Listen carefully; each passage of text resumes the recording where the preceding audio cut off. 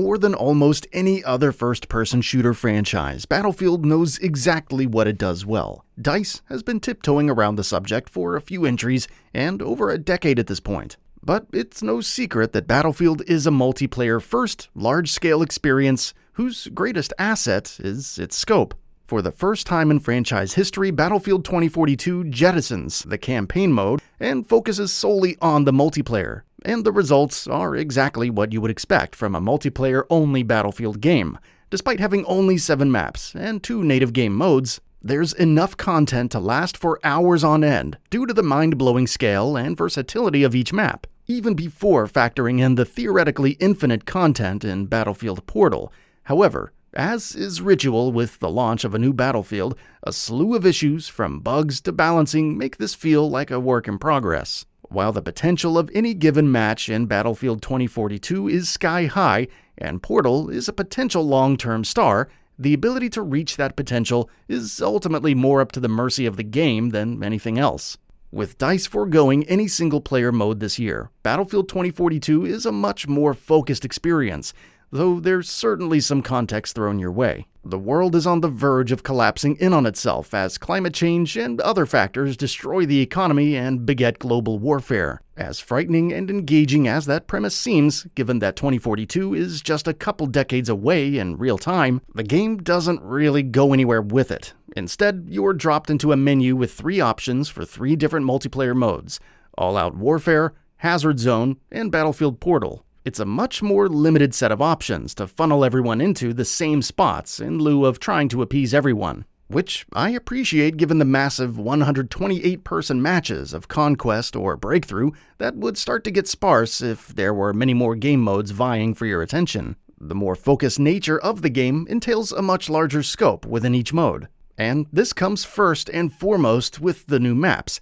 Despite having only 7 new ones in 2042, it never feels like you're retreading familiar ground, particularly due to their sheer size. They all have to accommodate up to 128 players in the largest modes, while keeping the traditional, slower, more tactical pace of gameplay, so each of them is not only massive, but impressively diverse. These are almost entire individual, gorgeous open worlds themselves, ranging from the greenhouses of Renewal to the icy Antarctic of Breakaway. But what's more impressive is the verticality of some maps. Maps like Kaleidoscope and Manifest allow you access to the tops of skyscrapers or large stacks of shipping containers, and let you see virtually the entire map. Indeed, these are both the most impressive technical moments in gameplay, showing off some of the most impressive draw distances and long-distance detail I've seen on the Xbox Series X, but also the game's most memorable gameplay moments of climbing to the top, fighting off some enemy attackers, and parachuting off to another area of the map entirely. If the mode allows, the maps can evolve over time too, with things like massive natural disasters making severe, tangible impacts, to the impressively detailed, destructible environments that alter the way you play slightly, mostly by making a section of the map effectively off-limits, but simultaneously transforming the look and feel of the match too. Every bit of the maps is really a showcase of the attention to detail and technical prowess that DICE has been building toward for years and multiple entries, and they lay a wonderful groundwork for the rest of the game to build. Gunplay can vary widely between gun types, and some guns take more getting used to than others. I found some immediate comfort in the lower recoil, lower rate of fire assault rifles compared to the much floatier, more inconsistent ones. At the same time, there's still a much stronger focus on long-range battles, and here I'm much more willing to be patient. Use a long-range rifle or sniper and pick off enemies one by one. It's not easy, but it is immensely satisfying to get the red hit markers indicating an elimination. Vehicles are as prevalent as they've ever been too. They all feel a little tighter and easier to control, with the exception of the attack helicopter, which is inexplicably much more frustrating to handle. With that said, vehicles are the name of the game here, and there's no better way, nor a more satisfying one, to tilt the odds in your favor than bringing a tank to a gunfight and taking an objective for yourself. Compared to its many contemporaries, Battlefield has always had a much stronger focus on squad and team efforts, and 2042 leans somewhat into that. Of course, you can spawn in on squad mates and communicate by pinging an objective, but DICE has given some more credence to the team playing through the new specialists, Rather than having you choose one of 4 generic classes, each of 10 specialists fall into one of those categories,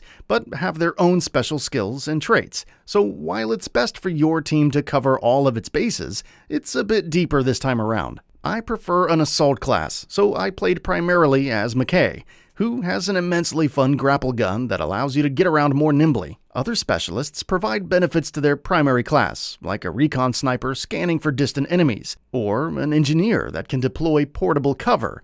But while the specialists can be very helpful for your team if you coordinate them, it's more common that you choose the special skill you like and fit your playstyle independently, since the specialist's primary class doesn't limit your loadout options.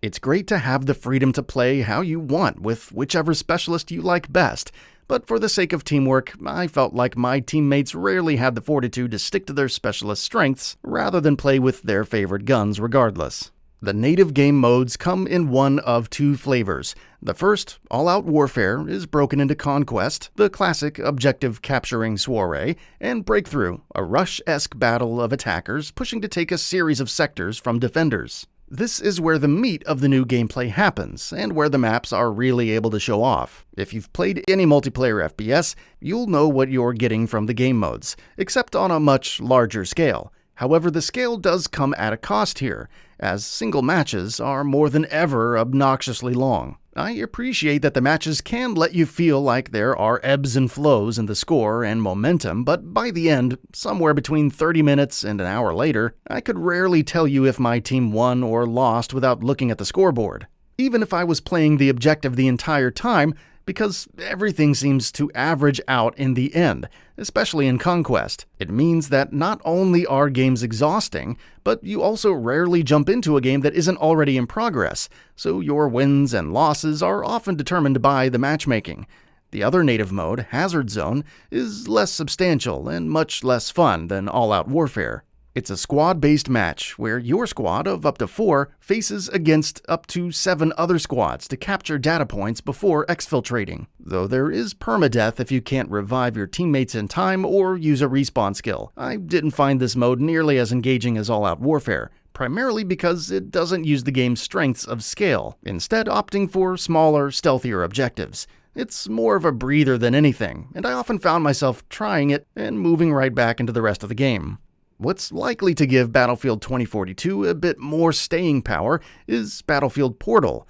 You can choose to play any of the curated modes that DICE has put front and center and will be rotating as time goes on, or browse the community list with custom lobbies that allow you to play everything from a normal game of Conquest with double damage to a game with only bots who carry defibrillators. Frustratingly, you can only create your own lobby on EA's website rather than in-game. But if you can filter through the XP farming and bot-slaying lobbies, you can find a nearly infinite amount of new content without having to make it yourself. Most of which is still incredibly fun and will keep me coming back to see what new things the community has cooked up. Regardless of mode, one thing that consistently holds this game back is its general lack of polish and balance at launch. Of course, it's expected that you'll find a few bugs here and there, and most of them are harmless, or even humorous character model issues, or menu disappearances that sort themselves out quickly. Others, though, like ones that forced me out of matches, are harder to forgive, and I seem to run into them unexpectedly often.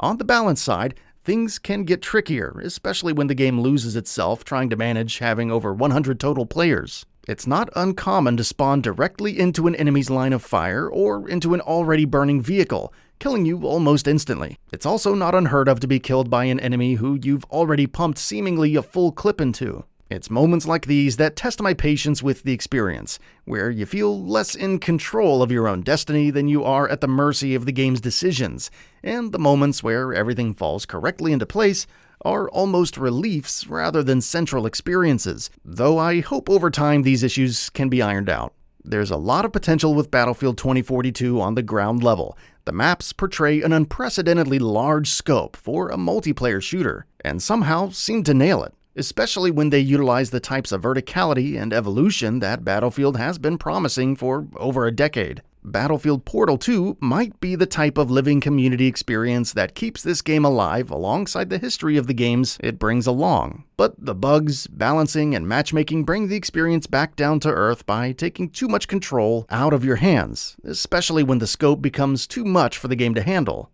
What Battlefield 2042 does well, it does really well, but it sometimes can't help but be held down under the weight of its own scale. And that brings us to the end of the video. A quick request: we upload new videos every single day, and if you like what we're doing, please consider subscribing. It really helps us out. Also, don't forget to enable all notifications by clicking the bell icon so that you can receive daily video updates. Thanks for watching.